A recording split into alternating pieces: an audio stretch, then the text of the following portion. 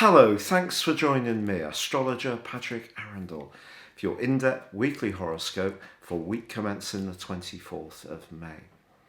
If you've yet to subscribe to my channel, I'd be honoured if you did so. Please click or tap on the bell notification symbol. This means when I drop a video, you will get an alert.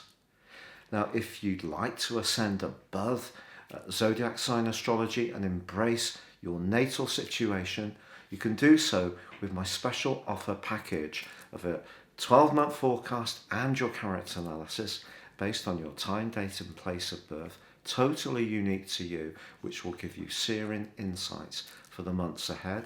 Please see the link below for more. Hello Scorpio, and welcome to your in-depth forecast for week commencing the 24th of May. This week begins with the sun in the part of your horoscope to do with where you're most invested, where you feel most passionate, where you feel most connected. It can also be where you've invested the most too financially. Well, that's in a right angle with Jupiter, the planet of growth, the planet of optimism. It's possible that you could be drawn towards someone in a kind of romantic context, and it may be quite a crush. But whether this person is really right for you or you're in some way consumed by their qualities is another matter. When Jupiter and the Sun are at right angles, we can overestimate the prospects of a situation, but we can also overpromise too. So in a romantic situation, if you are getting to know somebody new, I would just enjoy the moment and don't get too concerned about what the future may hold. Alternatively, if you're in a relationship where you feel that you're quite closed in, it's difficult to be the individual person you need to be, then that right angle could see you pushing back at any sense of constraint, and that may see you wishing to have a little bit more space. But there's part of you that is yearning, I feel, with Venus, the planet of relating, and Mercury, the planet of communicating, in a tight conjunction all this week.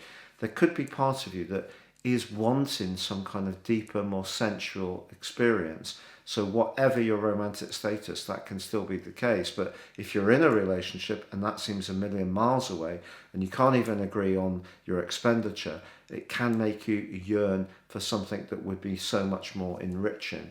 However, if you are an entrepreneurial type of Scorpio, the combination between Venus and Mercury could see you having a discussion with a potential investor, a business partner, or just thinking very swiftly on your feet about the different options you might have. Of course, Wednesday does see the lunation, and this lunar eclipse is going to provide a backdrop, some would say for the next 2 weeks, some would say for the next 6 months. It depends on your particular viewpoint. For me, I feel that 6 months is reasonable. And I think Jupiter's influencing this as well. So it's the same kind of picture that's going to be there in the background around your emotional life. You're wanting something that really makes your pulse race. You're someone who needs a challenge. If something has become very sort of everyday, not very stimulating, you almost know what's going to happen before it even happens.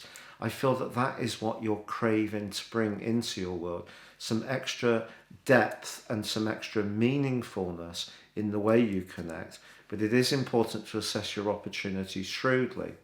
Now, by the end of the week, Saturn is, of course, in its retrograde in your sector of emotion. Pluto is retrograde in your sector of everyday communications. And they're joined on Sunday by Mercury, which goes into its retrograde and in the sign of Gemini. So if you are negotiating anything of a more practical kind, particularly around property, investment, shares, pensions, savings, anything to do with legacies, it will be important to be meticulously careful about the detail in the following weeks.